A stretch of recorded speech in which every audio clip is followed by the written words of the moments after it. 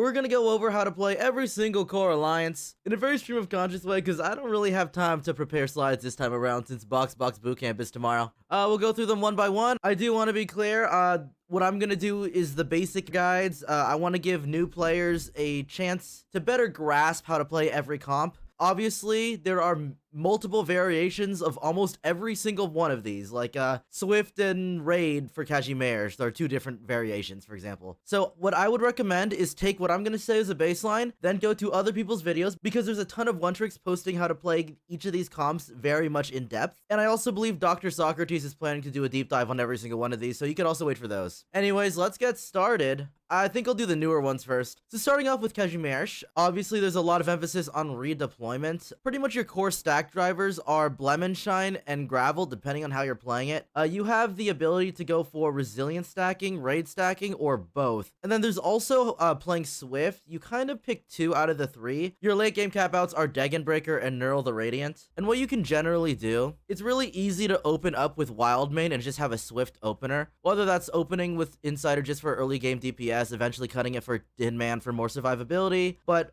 pretty soon you want to go for Vulpes Foglia or TP or Leonhardt. Those are usually like the different Swift carries, or rather generators. You do want to try and get to 3 Kazimierz as soon as possible. And if you're going to play these 3, that means you want to slot in a Liskarm in your early game. So this is probably the bread and butter resilient opener for Kazimierz. Alternatively, you can also focus on playing Blemenschein, in which case you're also going to play Scotty, and that kind of really easily slots in Durable. The problem with this combination is that when you have Durable active and you're stacking it a lot, it becomes a lot harder to start stacking up your Gravel because your Gravel refuses to die. That's why it can be kind of anti-synergy to have both Raid and Resilient, because Scotty is the easy slot in here. You could also just cut the Ashlock, I suppose, and have a different frontliner. It's just the attack buff on the Kazimierz for Ashlock is kind of nice. So you kind of have two different options. On one hand, you can roll pretty deep on level 2 for the Gravel to focus on resilience, or you can roll pretty deep on level 3. I personally prefer to roll really hard on level 3 to find Blem Scotty, and typically this kind of lets me propel myself to level 5 straight up. But as you keep going deeper into the game, you want to play around the Meteor just as a plug and play. I've kind of been convinced by the comments of my How to Play Every Operator video that Meteor should use S1 over S2 because it's just more damage and still applies the armor shred. It is like a little bit sus to have Meteors and Blem as a combination because Blemenschein does a lot of arts damage, I believe. Yeah, it's primarily arts damage, but everybody else in that team comp does a lot of physical, so it's pretty fine. I want to say a really big stack driver on top of that would be Fartooth. You want to have Fartooth on like a ground tile to the left where there's a huge lane for her to just go off on, in which case you'd want the Fartooth attribute to be procced on this attribute. You want the rightmost operator in the same row to be one of either Blemenschein, Scotty, or Gravel. Pretty much all 3 of these work. Gravel's probably the best one, assuming you have Resilience stacked, so she just keeps coming back to life and redeploying over and over and over again. Flametail, I don't personally play. There are strats about it. I've seen them in the comments, but the easiest way to play her is just to use her as a trait bot to activate 6 Kazimierz for a power spike, but then cut her when you find a better Kazimierz. Another thing you want to do, if you want to play the Swift variation, is to play around Leonhardt, because this combos well with Fartooth. So if you roll on 4, your mid-game could easily be Fartooth and Wildmane to proc both Swift and Precision on the Leonhardt, with Leonhardt farming up Swift, and that's good because Degenbreaker ends up becoming a Swift, which as one of your final carries. And then depending on the route you go, whether it's Raid or Swift or whatever, you play around Neural the Radiant to continuously raid, and like it combos well with Blemenschein since they're the same exact traits. You can play Degenbreaker and skill spam with it. I've seen a lot of arguments for every single skill, S1, S2, and S3. I personally like S3 because it's flashy and fun to watch. And then Malnar, he's definitely one of your late game DPSs, can really like hold the line until you hit the level 6 stuff. And what I like to do is give Malnar Raid Spat or Kazimierz Spat, either or. I think Raid Spat's a lot more funny. But yeah, that's pretty much Kazimierz in a nutshell. Also, by Spat, I mean Demosty Isomorph, sorry.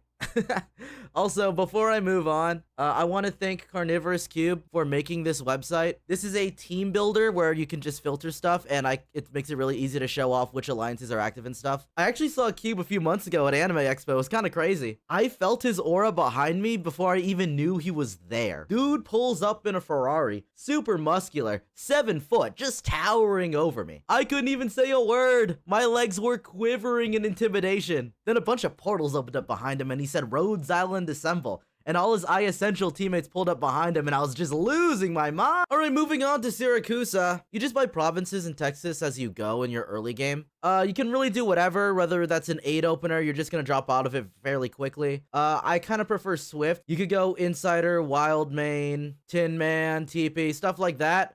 You're gonna play TP for a little while. I will say overall, because Siracusa gives you so much attack speed, you don't care an insane amount that you're stacking Agile because you already get so much attack speed. That's not to say it's bad, it's just diminishing returns to stack both. So I would like play Agile in the mid game and then just eventually drop it if you find better, though there's nothing wrong with playing Astrony at your late game and just taking a slightly lower cap. Typically, the way I like to play Siracusa is to pick up the Laplands as I find them, whether it's on your board or your bench, it doesn't really matter. But the main things is that you find Vigil and Vulpes Foglia. Vigil tends to be your early to mid game carry, deals so much damage, stacks Siracusa a decent bit, and Vulpes Foglia is just a good combatant that gives Swift, and that really means that you're playing around other Swift units. Like I said, you could have Tin Man on your board before eventually playing Leonhardt. Eventually, you want to get to Nymph or Dagonbreaker, maybe. You could play Thorns because it pairs well with Vigil, but I personally like sticking on Nymph. But before you get there, yeah, Leonhardt is your mid game. I think you want to focus on rolling on 3 quite a decent amount until you feel sufficiently stable, in which case you want to go for Aroma to start ticking up Arcane. Arcane has really good inherent synergy with Siracusa because it's a buff to anyone that deals arts damage because the target takes increased arts damage. So even though Lapland does not have Arcane, she still benefits. So you want to get Aroma and Angelina online when you can because they just continuously give you more stacks for every refresh, which pairs well with Texas, because Texas gives you more refreshes. And the other stacking method is Suzerain, who I typically like to place in front of Vulpes Foglia.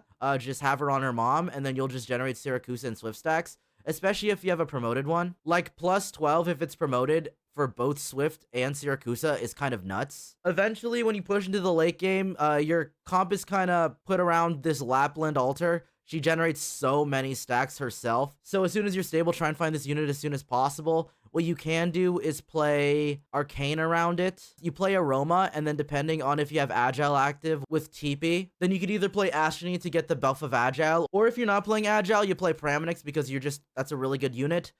Demosity isomorphing the Praminix is pretty cool too. Another thing you can play in your late game cap out because you have Swift. Like I said, you want to play Nymph as a good one. Thorns gives a lot of survivability, but it's kind of like a lot lower value because 6 Siracusa has you stealth, so survive what? You're already immune, essentially, assuming you're gunning everything down. There's also these other couple Swifts. Passenger gets a lot of value from Swift stacks, though it's kind of low value because you don't have a lot of precision stacks when you're playing Siracusa typically. But until you get to those points, it's just more so like Leonhardt to pair with the Vulpes Foglia. But yeah, basically focus on refreshing if you have the gold, play around Vigil, Vulpes, and Aroma in your mid game, then eventually play around Angelina, Suzerain, Lapland in your late game with Suzerain proccing on the Vulpes Foglia, and then be a little flexible with your late game. There's like Arcane versions, there's Swift versions. I'm sure the One Truths could say what they prefer. I just kind of play what I'm like given, and typically that's one or the other. All right, next comp is Aegir. This one is super weird. The chain is definitely something to learn in and of itself. It's kind of Herculean. I don't know if anyone has a positioning guide or what. I'm not even all that good of it. I'm just good enough to win Dire at least. But with Aegir, you typically have a really strong early game, but you do kind of play standard for a while because you don't find Aegir for a while. So you play Underflow, then it's really whatever. I tend to like playing around Indigo especially, because I value Arcane very highly in this comp in the variation I play. But typically when I play Aegir, okay, before I get to that, there are 2 different variations of Aegir, and that's an Arcane focused, where I'm on the back of Lucilla, Mizuki, and Gladia. And there's also the physical variation where you're more focused on Scotty and Ulpianus. Both are pretty good. They both beat Dire. I just have more experience with the arcane one because I just wanted to play out the new units. In which case, you'd roll really hard on level 3 because you're looking for the Lucilla. And because you have the Indigo, you have arcane active. So you would just play whatever other Aegers you got. I eventually dropped the Underflow for Gladia and Mizuki. And this is typically my 5 Aegir. Eventually, you'll cut the Spectre for any of the higher quality units. But for now, this is your mid game. Mizuki is like your primary carry. With Gladia, since it's also in tier 4, does a lot of CC, deals a lot of secondary damage, and generates you a lot of funds because of her passive attribute. So what I would like do a lot of the time actually is play double Gladia to generate 2 units around. This is what I'm talking about. If there's 3 operators in the same row, you just generate these units. So you can kind of farm promotion shops in that regard. I like to have offensive items on my Mizuki, and then eventually you obviously cap out with Scotty. Obviously, Scotty doesn't benefit too much from Arcane because Scotty deals true damage, not arts damage. You're still dealing a lot of damage with the Mizuki Gladia core. I do want to say, in general, buffing up resilience, and that's usually done through Gravel. So one of your good early games is Liskarm Gravel around the Aegir stuff, and eventually getting better ones. Like, obviously, Spectres are resilient, but in your mid-game, you could do Quora, because Durable pairs well with a Durable from the Scotty. And then eventually, you start Giga stacking when you get to Spectre Unchained, with both the Gravel and Spectre up in the front, and continuously getting eaten and dying and respawning. I don't know if the math changed on the stacks, but I think what I remember from the last Stronghold Protocol is that 200 resilience stacks is the marker for 100% redeployment time. Don't quote me on that. I don't remember the exact value. But either way, your final carries are Scotty or Ulpianus, with Mizuki really holding you over in the mid game. Alright, next up we're going to talk about Laterano. I think there's actually 3 different variations of this. There's Agile, there's Swift, and then there's Arcane. The one I'm personally the most familiar with is Agile, but we'll talk about the other ones a little bit. The early game for Laterano is dramatically buffed this time around with the addition of the Swift tag and the change to Executor Alter's attribute, and the existence of Arketo being amazing. And as an IS Arketo one trick, I'm gonna play Arketo every single time. Sorry. You typically open with a bunch of Swift and Precision around Insider and Executor. Maybe you have some aids around it for some sustainability, but offensively speaking, you may open with Wildmane before making it a Tin Man or a TP. TP is really nice because she can complement Arketo, but there's a different unit that we're gonna talk about later that does that too. But it can be really anything. I know that if you're gonna play the Swift variation, then Leonhard is extremely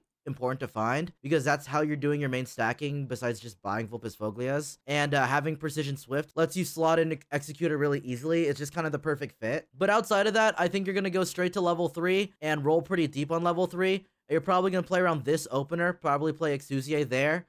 When you hit your leveled up shops, you're going to try and hit Mustima and Sanctum Gramps.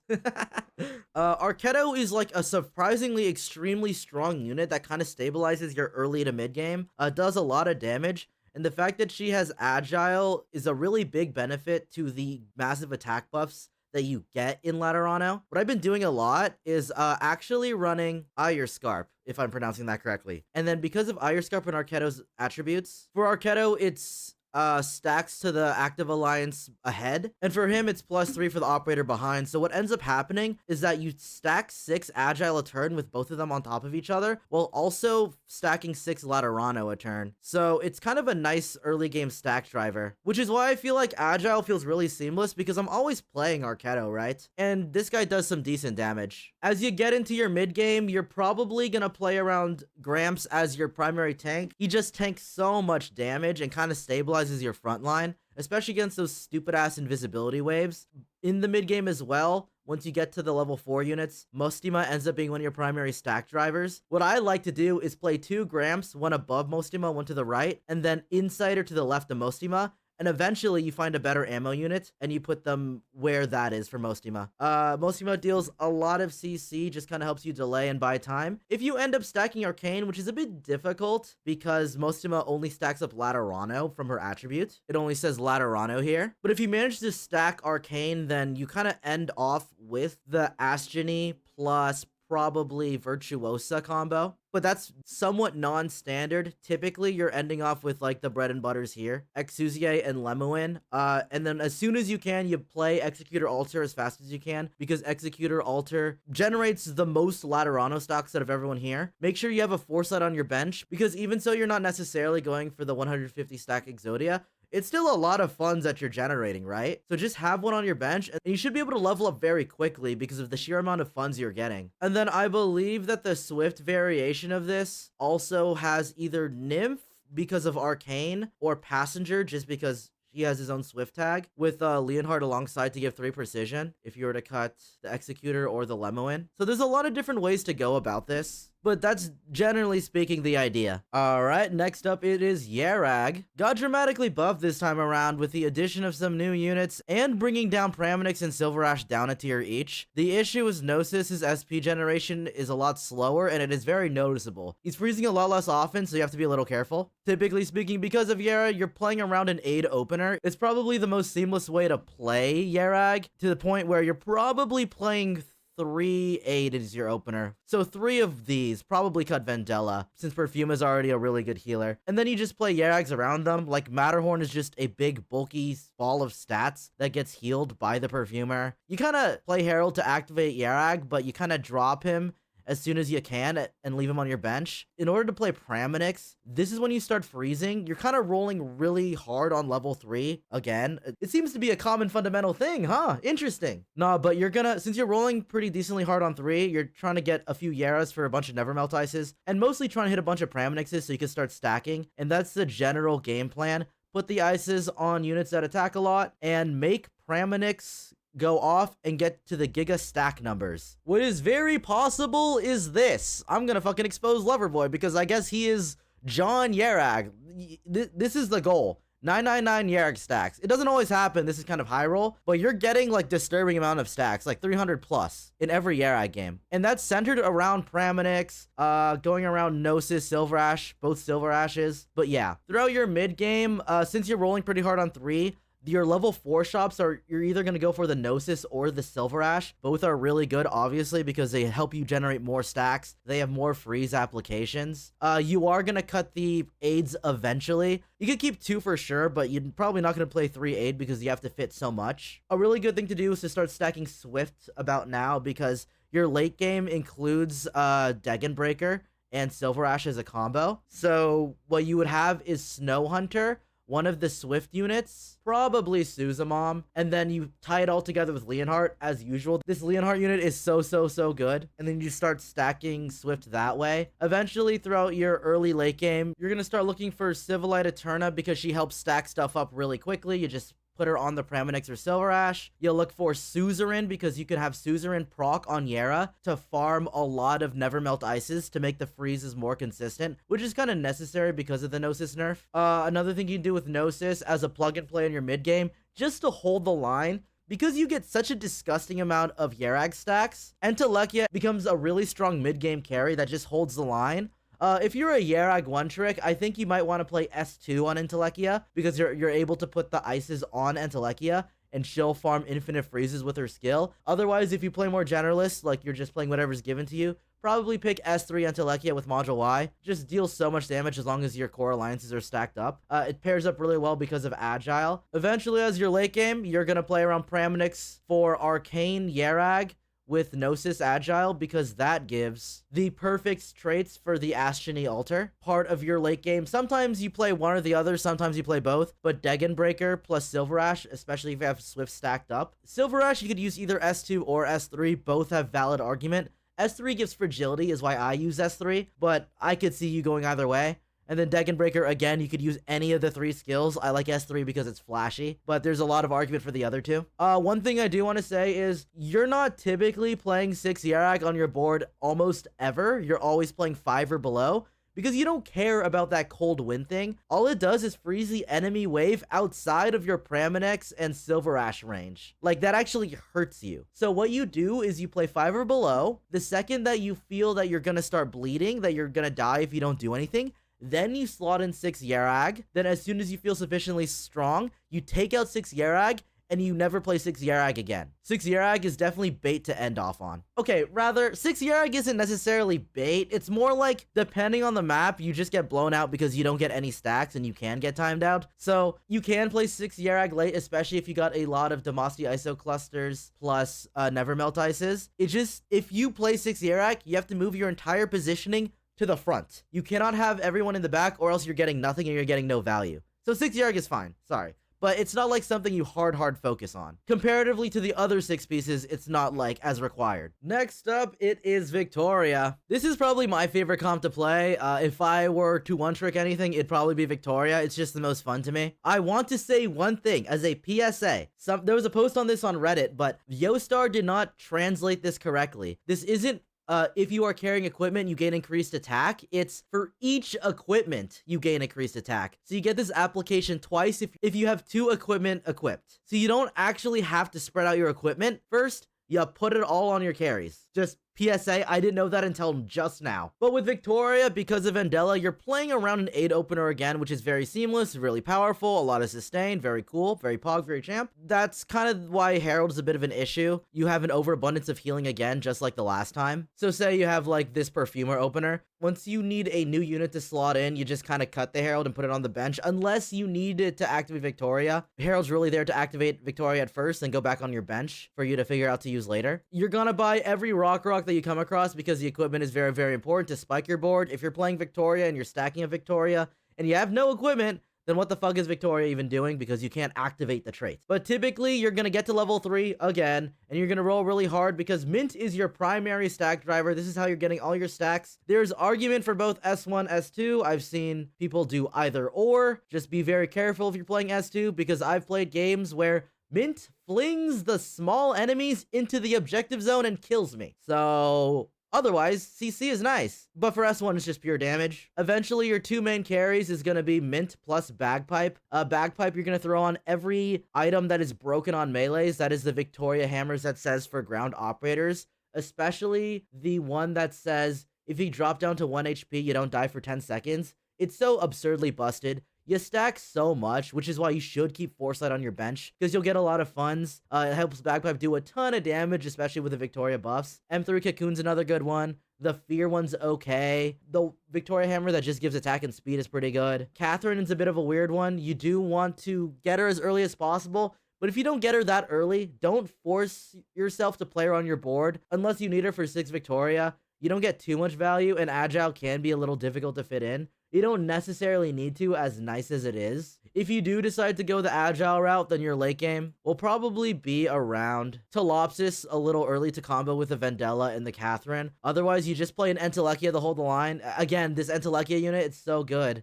I didn't mention it earlier, but I also play her a decent amount in Siracusa just to hold the line. Astronees can be played because she combos with Rock, because they both have the Arcane trait here, so that activates Arcane. So either or, it's very flexible, these 2 units, whether you play them or whether you don't play them. I guess 3, because sometimes you don't play 8 on your final board either. This comp in particular is really easy to Demosty Isomorph because you get so many Victorian hammers, so you're never stuck looking for them in order to activate a Demosty Victorian on anybody. As you get to your mid to late game, your primary carries are going to be Blaze, with S3, specifically with a Burning Hammer. If you have the Burning Hammer, this unit is a crank. Just has almost infinite ammo, just blows everything up. Horn is another stack driver, deals a decent amount of damage. It's the addition of this unit that helps Victoria be a lot more consistent in your mid game, and you have a lot of stack drivers, so it's like Mint plus Horn to stack everything, and then whatever Victoria's around it to be flexible. You end off with Vina Victoria and Reed. Reed's more important because she doubles as sustain as a harm assist, and deals a lot of damage to activate Precision. So what you can do instead of play Entelekia is that you can play Rosemontis, which is really good because it lets you play Assist Operator if you want to splash something in. Or if you're not going to play Assist Operator, it's just a Precision, plus her attribute gains a lot of attack from the core alliance stacks of Victoria. And then Vina Victoria is just kind of like good stacking plus AoE true damage, especially if you have those same ground hammers that I said that you equip onto Bagpipe. So just play 6 Victoria and then be flexible on if you want to play Precision or Arcane, because you can play Praminix, for example, and give Praminix the Victoria Demosty Isomorph.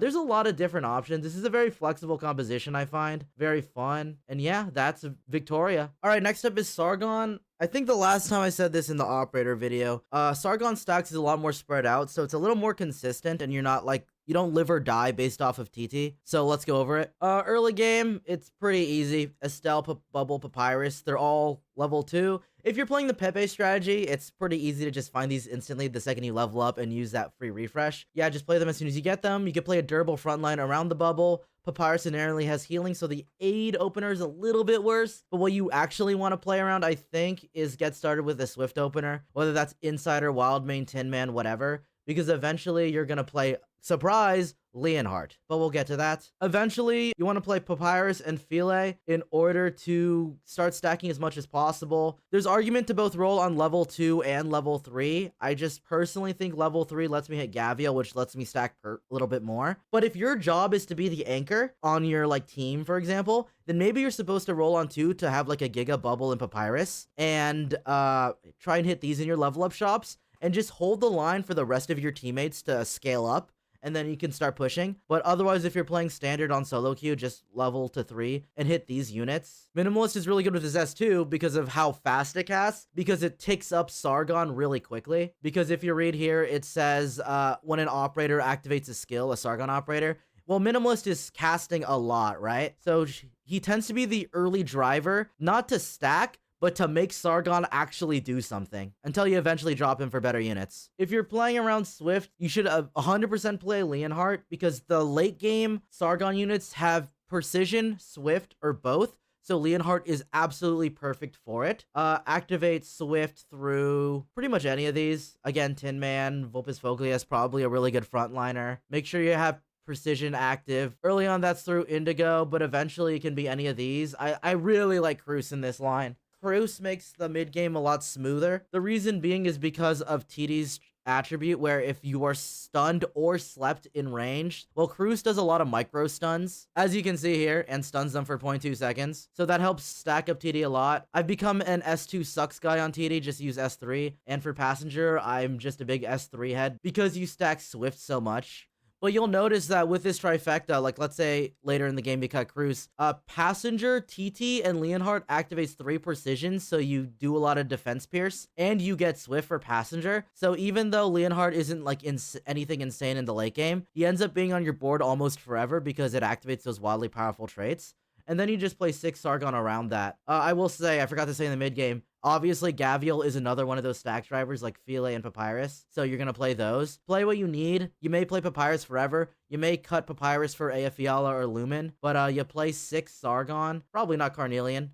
This unit is kind of stinky. What Carnelian is good for is farming those SP items that you can throw onto the Pepe or whoever else just as like a battery instantly. But usually it can be minimalist if you're going to slot in Agile. I don't wholly recommend it because I'd rather go deep into this tree. It's hard to fit it all in. It can be Bubble if you want to slot into Durable. It makes sense. I do want to say Bubble is whatever in general because like when you're all stacked up, you just kill everything as they come. But specifically against the stupid invisibility wave where you cannot even fucking target them until they're blocked, Bubble gets a lot of defensive stats from the Sargon stacks. So Bubble is really, really good. You'd probably cut the Philae for Bubble in that case, where otherwise you maybe keep Philae to keep stacking. But yeah, just play 6 Sargon, play Leonhardt around it, stack up Swift and Precision. Very Pog, very Champ. Alright, final comp, it is Yan. I actually don't like playing Yan all that much. I just don't have that much fun with it. But it is very good, albeit despite the like random nerfs to the units and the economy traits. There's like a couple variations. The most common one I've seen is Yan Arcane. There's also the Investor Exodia Yan. There's also just straight up vertical Yan where you go for the 9-piece, like right here that they added, the 2 Yan's protections. There's a lot of ways to play this. Of all these comps, that's the one I'd recommend looking up a one-tricks guide for, but I'll give you the general overview. In your early game, you're kind of just playing standard. It's really nice to play around the Agile a little early because of Grain Buds, but you're going to roll down a little bit on 2, but mostly on 3 for Grain Buds, Swire, and other Swire. Lazies are just good pickups because obviously having stacks of Yan are good, and she's an okay DPS in the early game. Swire generates you infinite money, straight up 1 a turn. That's like the Amia doll, so you may as well pick her up when you can. And then the other Swire is just a decent lane holder. Plus, it lets you enable Foresight that way, which helps out.